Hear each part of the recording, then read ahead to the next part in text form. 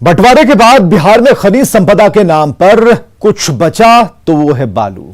सोन नदी के बालू को पीला सोना कहते हैं, लेकिन इसकी गुणवत्ता ही इसके जी का जंजाल बन गया। बालू के अवैध कारोबारी खुल्लम खुल्ला लूट का खेल खेल रहे हैं और इस काली कमाई का खेल पूरे बिहार में चल रहा है। देखिए सोन के सोने की डकैती।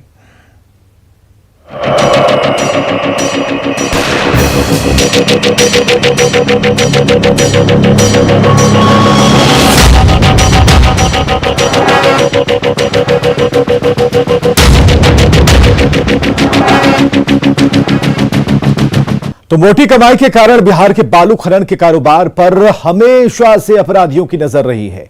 बेटा से सटा अमनाबाद का दियारा क्षेत्र बालू खनन माफिया यहां पर काफी सक्रिय हैं, उनका अड्डा रहा है और 2005 से ही इस इलाके में फौजी और सिपाही गिरोहों के बीच वर्चस्व की जंग जारी है। आए दिन हिंसक झड़प और हत्या की वारदात में अब तक कईयों की जान जा चुकी है। दियारा के इस इलाके में प्रशासनिक अमले को चुनौती देने वाले समानांतर आपराधिक संगठन जब चाहें तब हिमाकत कर सकते हैं। पुलिस प्रशासन सुनने देखने को तैयार नहीं। सोन के सोने की लूट पर देखिए न्यूज 18 संवाददाता संजय कुमार की ये एक्सक्लूसिव रिपोर्ट।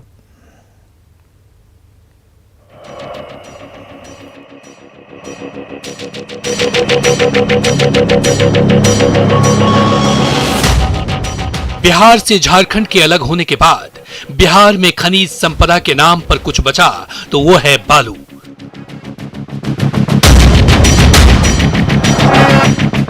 सोन नदी के बालू को अच्छा माना जाता है, इसलिए निर्माण कार्यों में इसकी काफी डिमांड होती है। बिहार के साथ साथ दूसरे राज्यों में भी इसकी काफी मांग है। इसलिए सोन के इस पीले सोने पर पिछले कई सालों से अपराधियों की नजर है। न्यूज 18 की टीम ग्राउंड जीरो पर पहुंची है और यह अमनाबाद का इलाका है, जहां पर ठीक हमारे पीछे ये सोन नदी है और सोन नदी में बालू उत्खनन को लेकर सालों से हिंसक झड़प होती रही है दो गुटों के बीच, सिपाही गिरोह और फौजी गिरोह, और न जाने कितने लोगों की जानें गई हैं इस झड़प और खूनी संघर्ष में। अभी भी तस्वीरों में आप देख सकते हैं जेसीबी मशीन नदी के उस छोर पे दिखाई दे रहा है और एक जेसीबी मशीन जो है वो हमारे ठीक सामने है, जहां पर लोग नदी में अभी घुसे हुए हैं। तो यही वो जगह है जहां पर बराबर बालू का उत्खनन जो है वो चलता रहा है और कानों कान इसकी भनक तक नहीं लग पाती है पुलिस प्रशासन को। जाहिर सी बात है पुलिस प्रशासन की बड़ी लापरवाही है इस मामले में।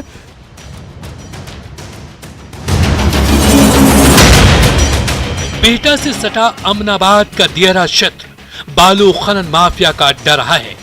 बालू के अवैध खनन पर वर्चस्व की जंग में दो गिरोहों का दबदबा है, फौजी और सिपाही गिरोह। इन दोनों गिरोहों ने इस इलाके में खूनी जंग की अनगिनत कहानियां लिखी है। अमनाबाद का यह दियारा क्षेत्र पिछले दिनों एक बार फिर सुर्खियों में आया। बालू के अवैध खनन को लेकर दोनों गिरोह आपस में एक बार फिर भिड़ गए। 3 दिनों तक ताबड़तोड़ फायरिंग होती रही। हैरानी की बात है कि 2005 से ही फौजी और सिपाही गिरोह के बीच खूनी झड़प में कई लोग मारे गए हैं। इन दोनों गिरोहों के सरगना फौजी एक मुठभेड़ में मारा गया तो दूसरे गिरोह का सरगना सिपाही जेल में बंद है। लेकिन वर्चस्व की यह अंतहीन लड़ाई आज भी जारी है। इलाके के लोग इस अपराधी गिरोहों की हिंसक झड़प से खौफ में हैं।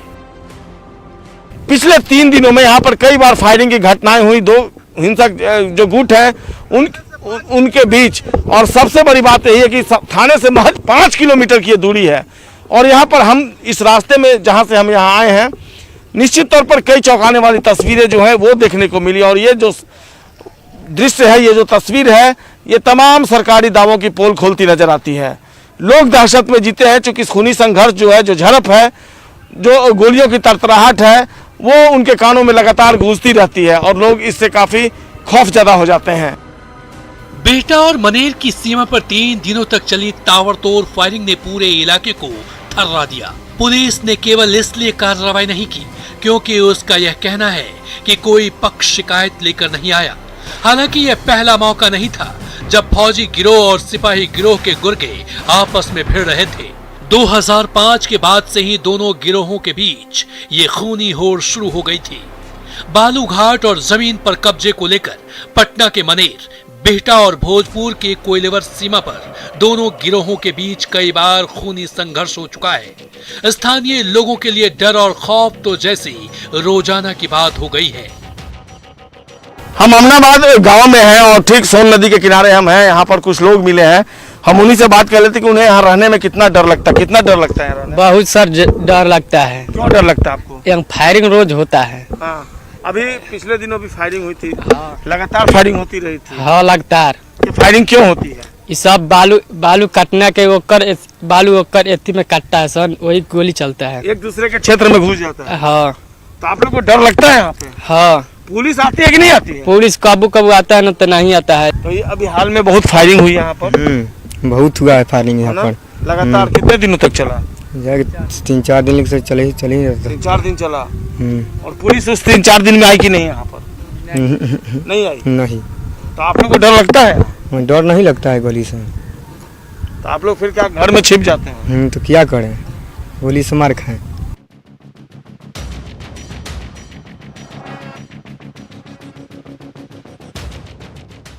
हमारी टीम सोन नदी से सटे अमनाबाद इलाके में पहुंची। यहां बालू निकालने के लिए जेसीबी और पोकलेन मशीनों की भरमार है। ये सारी मशीनें लोकल बाहुबलियों की है, जिसकी कीमत 50 से 70 लाख तक होती है। इसे खरीदना आम आदमी के वश की बात नहीं है। हम जोखिमों को पार करते हुए अमनाबाद इलाके से 2 किलोमीटर पैदल चलकर सोन नदी के उस तट पर पहुंचे जहां बालू का अवैध खनन हो रहा है। यहां पहुंचना इसलिए आसान नहीं है क्योंकि गाड़ियों के लिए कोई रास्ता ही नहीं है। सोन नदी के तट पर जो तस्वीर सामने थी वह हमें भी चौंका रही थी। सोन नदी में जेसीबी मशीनें पड़ी हुई थी और हमारी आंखों के सामने जेसीबी मशीनें आराम से नदी में बालू का खनन कर रही थी। बिहार के खनन मंत्री दावा करते हैं कि कहीं बालू का खनन नहीं हो रहा है और न्यूज़ 18 की टीम जहां पर पहुंची है वहां की तस्वीरें चौंकाती हैं, हकीकत को बयां करती हैं कि वाकई में जो सरकारी दावे हैं वे कितने खोखले हैं और उनकी हकीकत जो है वह वाकई में यह दर्शाती है कि बालू का उत्खनन अब भी बिहार में चल रहा है, पटना में चल रहा है, सरकार की नाक के नीचे चल रहा है। भले ही सरकार लाख दावे कर ले, पुलिस मुख्यालय से तमाम दावे कर लिए जाएं, जो दूसरे लोग हैं, जो दूसरी सरकारी एजेंसियां हैं, बाल उत्खनन विभाग है, वो तमाम दावे कर ले, लेकिन इन दावों की हकीकत जो है ये तस्वीर झूठलाती है। प्रतिबंधित क्षेत्र में खनन की तस्वीर हमारे कैमरे के सामने थी। इस तस्वीर ने तमाम सरकारी दावों की कलई खोल कर रख दी है, चाहे पुलिस महकमा हो या फिर खनन विभाग। इस तस्वीरों को देखकर तो यही लगता है कि बिहार में बालू माफिया जब चाहे तब खनन कर सकते हैं और उन्हें रोक टोक करने वाला कोई नहीं है। घाट पर हमें कुछ लोग भी मिले जिनसे हमने बात की और उन्होंने जो सच्चाई हमें बताई उसने तमाम दावों की पोल खोल कर रख दी। बहुत हिम्मत जुटाकर और हमारे समझाने के बाद इन दोनों स्थानीय लोगों ने हमसे सच साझा किया, लेकिन खनन माफिया के डर से ये अपनी पहचान सामने नहीं आना देना चाहते थे, इसलिए हम उनकी पहचान छिपा रहे हैं।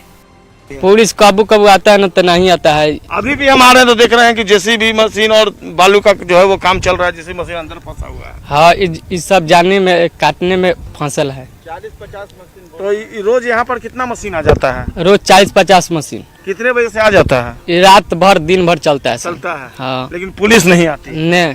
यहाँ पर देखते हैं कि शाम को मशीन चला जाता है, दिन भर रात भर लगता है। अच्छा। दिन भर। अभी भी देखिए वो जेसीबी मशीन जो है दिखाई इधर से जा रहा था तो फंस गया, पानी आ गया तो। अच्छा। नहीं तो पानी सूख गया था तो अपने से चला था। अच्छा। तो ये यहाँ पर कितने जेसीबी मशीन आ जाती है? यहाँ पर बहुत मशीन आता है, 50 आ जाता है मशीन। आई रोज चलते जाता है। यह इलाका बिहटा थाने से केवल 5 किलोमीटर की दूरी पर है। यहाँ हर दिन बालू का अवैध खनन होता है। हमें इस इलाके में जगह जगह बालू के ढेर मिले, कई ट्रक भी खड़े मिले, जो यह बताने को काफी थे कि यह इलाका बालू को सोने के रूप में उपयोग कर कितना समृद्ध हुआ है। पिछले 3 दिनों तक लगातार दोनों आपराधिक गिरोहों के बीच यहां सैकड़ों राउंड फायरिंग हुई। लेकिन पुलिस कुछ भी करने में नाकाम रही। पुलिस की दलील है कि उनके पास कोई शिकायत तक नहीं आई, इसलिए उन्होंने कार्रवाई नहीं की। लेकिन हमारी टीम उस जगह पर पहुंची जहां पर काफी मात्रा में गोलियों के खोखे जमीन पर बिखरे पड़े थे। पुलिस ने घटना के तत्काल बाद इन गोलियों को ले जाने तक की जहमत नहीं उठाई थी। कभी सेना की वर्दी पहनकर देश की हिफाजत करने वाला भगौड़ा सैनिक शंकर दयाल सिंह और फौजी लगातार जुर्म की इबारत लिखकर पुलिस के लिए बड़ी चुनौती बन गया था। करीब 8 सालों तक चली वर्चस्व की लड़ाई में फौजी ने विरोधियों का खात्मा कर 2012 में मनेर के दियारा में अपना आपराधिक साम्राज्य खड़ा कर लिया था। इस बीच सोन नदी से अवैध तरीके से बालू का उत्खनन कर करोड़ों रुपए की कमाई करने वाला फौजी उर्फ शंकर दयाल सिंह का सामना सिपाही उर्फ उमा शंकर सिंह से होता रहा। फौजी पर दर्जनों हत्या और पुलिस पर हमले का आरोप है। सिपाही गिरोह का सरगना मनेर थाने के सुअर मरवा भरवा पंचायत का मुखिया रहा था। इन दोनों के बीच अदावत में न केवल दियारा कई बार थर्रा चुका है, बल्कि कई लोग मौत की भेंट भी चढ़ गए। बाद में फौजी एक पुलिस एनकाउंटर में मारा गया, जबकि सिपाही गिरोह का सरगना आज बेऊर जेल में बंद है। इसके बावजूद इन दोनों गिरोहों की कमान दूसरे कुख्यात अपराधियों ने संभाल ली, जिनके बीच वर्चस्व की जंग आज भी जारी है। जाहिर सी बात है, जिस तरीके से गुंडों का ये आतंक है, हथियारों के राइफल से लैस होकर वो बालू का उत्खनन करवाते हैं, ऐसे में आम आदमी की क्या बिशात है, ये बात सहज ही समझी जा सकती है। कैमरा पर्सन अजय दुबे के साथ संजय कुमार, न्यूज़ 18 पटना। तो दानापुर के बेटा और मनेर भी बालू माफिया से बच नहीं सके। सोन नदी में अवैध खनन का खेल धड़ल्ले से जारी है। बालू घाटों पर खनन माफिया खुलेआम हथियार लहराते हैं, दहशत फैलाते हैं और पुलिस प्रशासन आंखें मूंदे बैठा है। सैकड़ों नावों और जेसीबी मशीनों के जरिए अवैध खनन का ये खेल हर दिन मुंह अंधेरे में शुरू हो जाता है और दिन के उजाले में सब कुछ गायब हो जाता है, मानो कुछ हुआ ही ना हो। छपरा का हाल भी इससे कुछ अलग नहीं है। रिपोर्ट देखिए।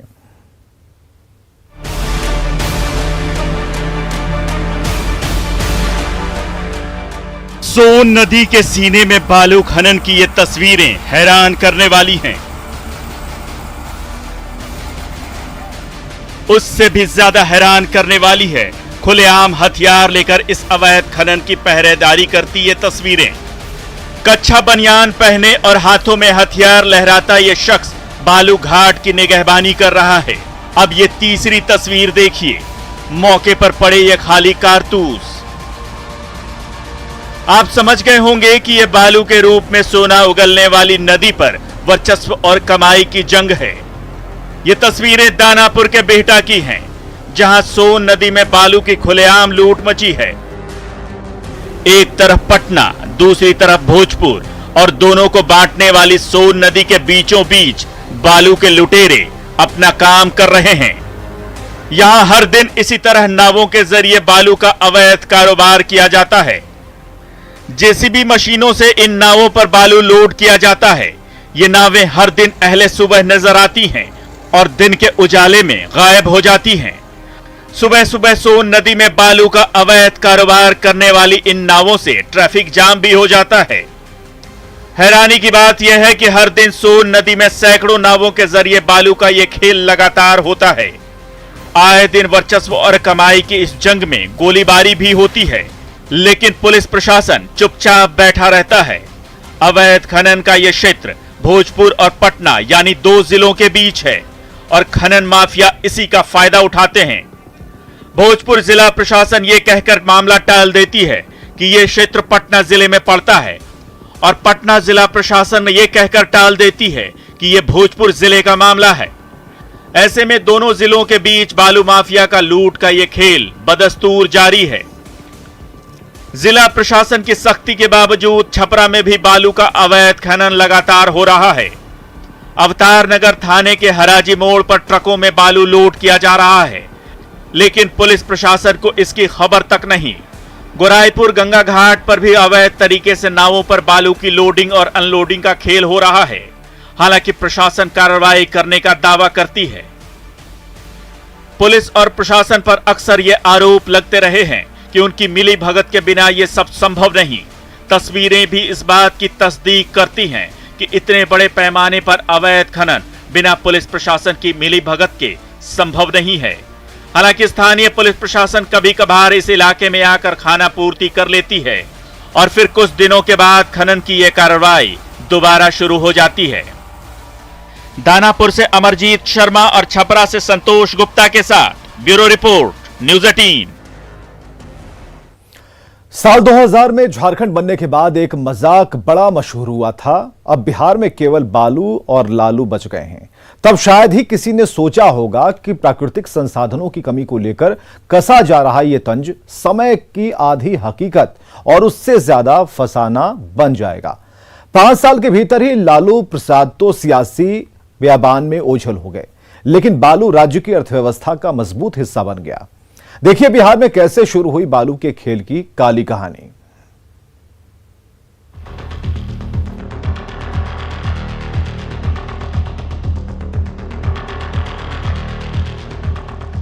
राज्य के बंटवारे के बाद खनिज के नाम पर बिहार में बालू खनन का इकलौता ऐसा धंधा फला फूला जिसने बालू माफिया जैसे शब्द को चलन में ला दिया।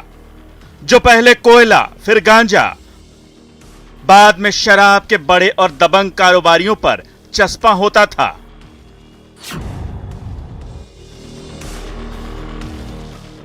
लालू राज खत्म होने और नीतीश के सत्ता की कमान थामने के साथ ही कल कारखानों और खनिज संसाधनों से वंचित बिहार में नदियों से निकलने वाला बालू उम्मीद की नई किरण लेकर आया।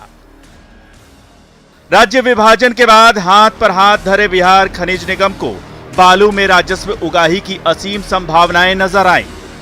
शासन ने परंपरागत तौर पर होने वाली बालू खुदाई को उत्खनन की श्रेणी में ला दिया।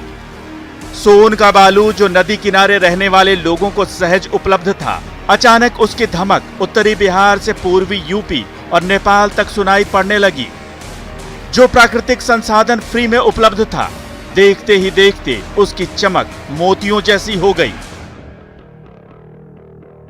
दरअसल अमरकंटक से निकलकर भोजपुर में बबुरा के पास गंगा में मिलने वाले सोन के बालू की गुणवत्ता बेहतरीन है। घर मकान से लेकर बड़े बड़े पुल पुलिया और सड़क निर्माण में इसकी बड़ी मांग है। सबसे पहले सरकार ने साल 2005 में कोइलवर के पास आधिकारिक तौर पर खनन का ठेका निजी हाथों को सौंपा। समय के साथ सरकारी राजस्व बढ़ाने वाला यह बड़ा उद्यम बन गया। इसी के साथ बालू के धंधे में बड़े बड़े नामचीन कारोबारी भी कूदने लगे। सियासी नेता पर्दे के पीछे रहकर बालू के धंधे में पैसा लगाने और मुनाफा कमाने लगे।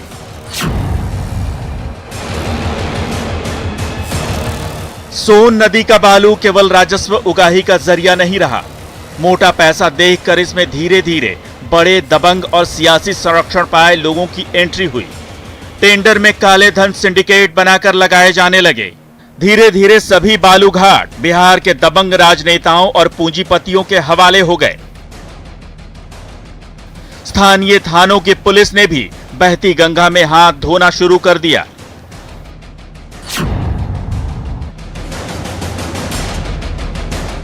पटना, भोजपुर और सारण जिले के 138 घाटों पर बालू के खनन का टेंडर बिहार सरकार ने ब्रॉडसन कंपनी को दिया था।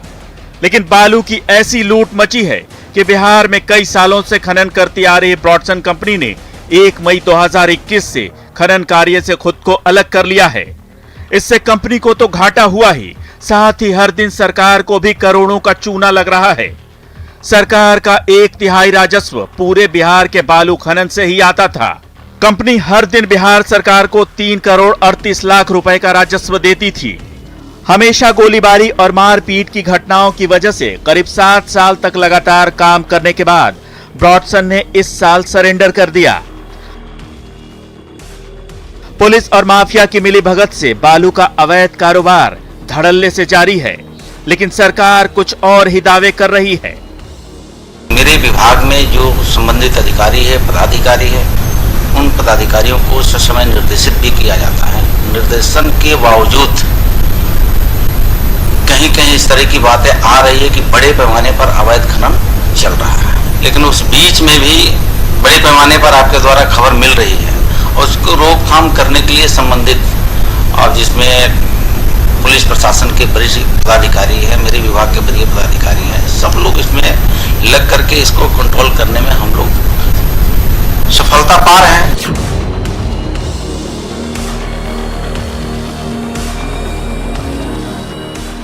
ब्रॉडसन कंपनी के बालू घाटों से हटते ही बालू खनन का अवैध कारोबार बिना रोक टोक जारी है। इसके चलते सोन का प्राकृतिक स्वरूप बिगड़ गया है। पहले हर साल बाढ़ के साथ भारी मात्रा में नया बालू आता था। अब बड़े बड़े गड्ढे बन जाने के कारण बालू मुहाने तक नहीं आ पाता। सोन में पानी की कमी के चलते पहले नाविकों का धंधा बंद हुआ, फिर खनन से जुड़े मजदूर बेरोजगार हो गए। अंधाधुंध खनन के कारण तटवर्ती गांवों में भूजल का स्तर लगातार नीचे जा रहा है। स्थिति नहीं सुधरी तो निकट भविष्य में इस इलाके में पेयजल का बड़ा संकट पैदा हो सकता है। Bureau report, news 18। तो आप देख रहे थे बालू खनन पर खुलेआम डकैती पर हमारी खास पेशकश विशेष, और खबरें लगातार जारी हैं।